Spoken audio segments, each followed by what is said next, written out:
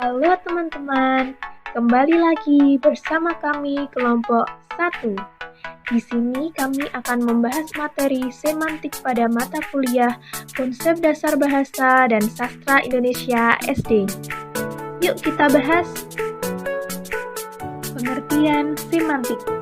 Semantik sendiri berasal dari bahasa Yunani, yaitu semantikos.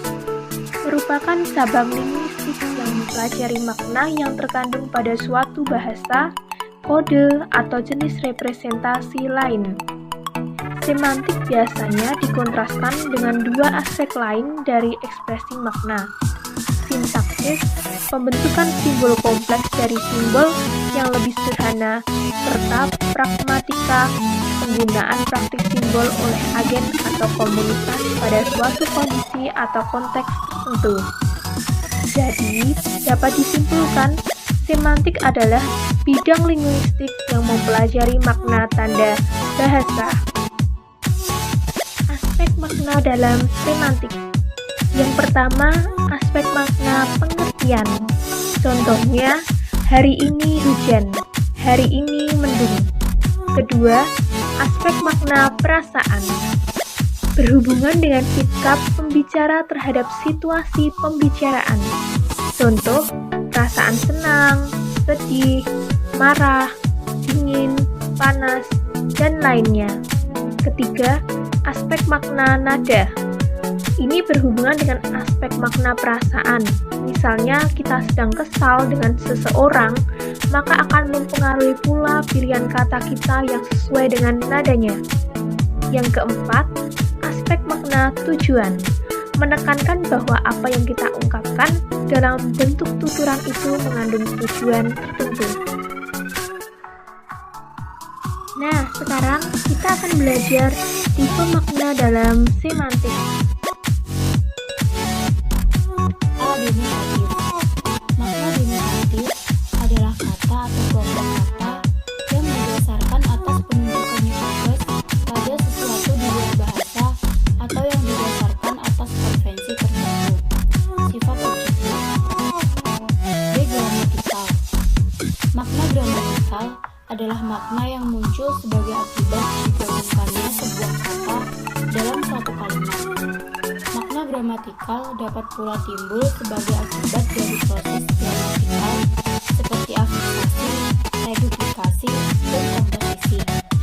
Contoh, kata mata secara leksikal bermakna alat indera yang berfungsi untuk melihat.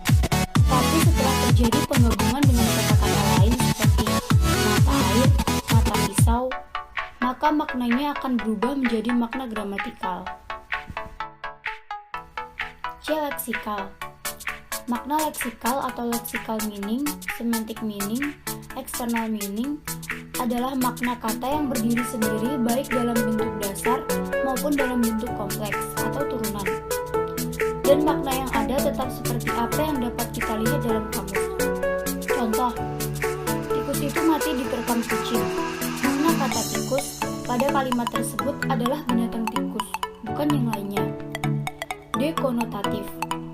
Makna konotatif muncul sebagai akibat asosiasi perasaan kita terhadap kata yang diucapkan atau didengar.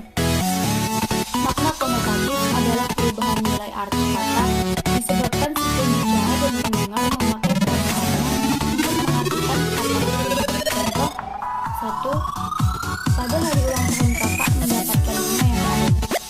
Kata bunga pada kalimat 1 tersebut mengandung makna denotatif. 2. Semua pemuda itu mengagumi bunga desa yang cantik itu. Bunga desa pada kalimat nomor 2 mengandung makna konotasi. Kontekstual. Makna kontekstual itu sebagai akibat hubungan antara ujaran dengan situasi. Makna konseptual disebut juga makna struktural karena proses dan satuan gramatikal itu selalu berkenaan dengan struktur ketatabahasaan.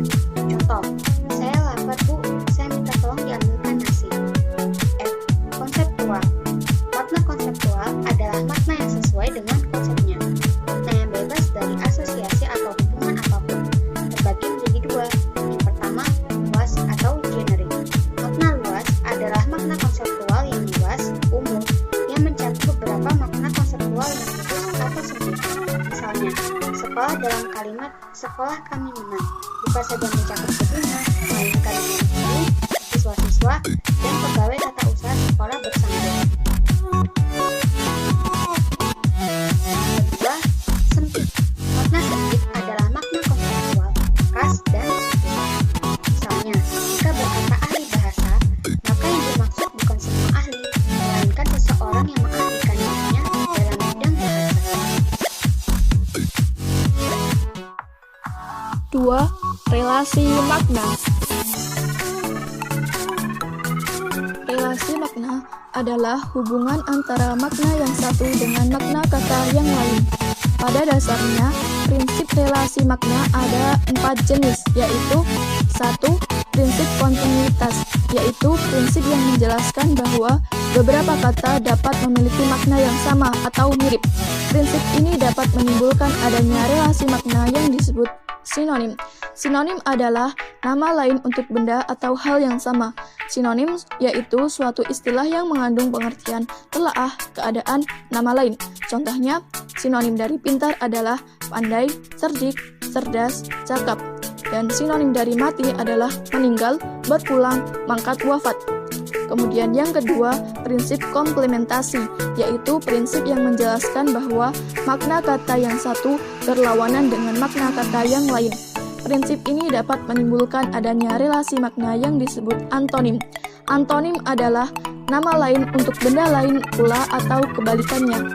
Contoh, antonim dari laki-laki adalah perempuan, dan antonim dari kaya, miskin, besar, kecil, tinggi, pendek, dan lain-lain. 3. Prinsip overlapping, yaitu prinsip yang menjelaskan bahwa satu kata memiliki makna yang berbeda atau kata-kata yang sama bunyinya tetapi maknanya berbeda. Prinsip ini dapat menimbulkan adanya relasi makna yang disebut homonim dan polisemi. Homonim adalah kata-kata yang sama bunyi dan bentuknya tetapi makna dan pengertiannya berbeda. Contohnya, bisa berarti sanggup, dapat, bisa juga berarti racun ular.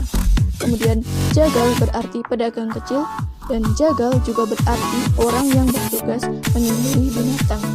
Sedangkan polisemi adalah relasi makna suatu kata yang memiliki makna lebih dari satu, atau kata yang memiliki makna berbeda-beda tetapi masih dalam satu arti. Contohnya, kepala bisa bermakna bagian tubuh dari leher ke atas, bisa bermakna bagian dari sesuatu yang terletak di sebelah atas atau depan yang merupakan hal yang penting. Kemudian, kepala juga berarti pemimpin atau ketua. Yang keempat, prinsip inklusi, yaitu prinsip yang menjelaskan bahwa makna satu kata mencakup beberapa makna kata lain. Prinsip ini dapat menimbulkan adanya relasi makna yang disebut hiponim. Hiponim ialah semacam relasi antar kata yang berwujud atas bawah, atau dalam suatu makna terkandung sejumlah komponen yang lain. Kelas atas mencakup sejumlah komponen yang lebih kecil, sedangkan kelas bawah mencakup komponen dalam kelas atas. Contoh, Januari, Februari, Maret, April merupakan hiponim dari kata bulan, sedangkan kelas atas atau hipernim, contohnya ikan, hipernimnya adalah tongkol, gabus, lele, teri, dan lain-lain.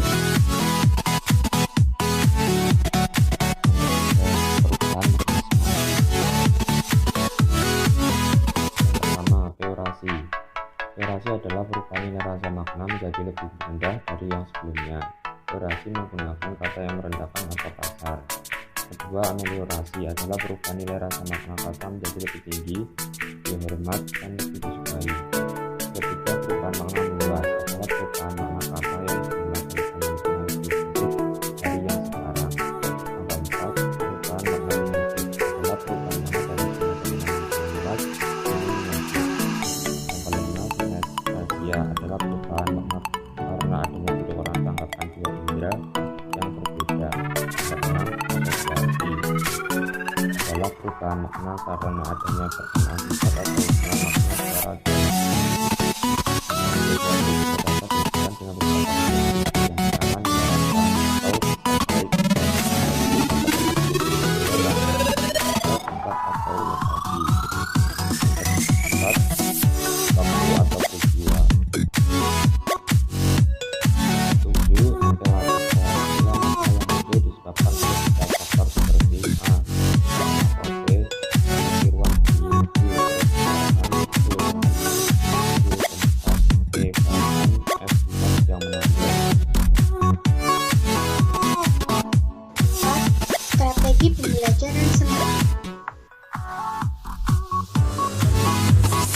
Strategi yang dapat dilakukan diantaranya yaitu yang pertama, menjelaskan materi kepada murid dengan bahasa yang mudah dimengerti dengan menggunakan media seperti PowerPoint, video, dan sebagainya. Yang kedua, menggunakan metode permainan bahasa dalam menyampaikan materi sinonim dan antonim. Kemudian murid disuruh untuk mencari kata bersinonim dan berantonim secara individu maupun kelompok. Yang ketiga, menjelaskan materi semantik dengan menggunakan teori NSM, yaitu teori yang menjelaskan makna leksikal dengan teknik parafrase, yakni makna kompleks yang dieksplikasi dengan seperangkat makna yang lebih sederhana karena setiap bahasa memiliki inti semantik. Nah, sekian dulu ya pembahasan materi semantik teman-teman. Sampai berjumpa dengan kelompok kami di materi berikutnya.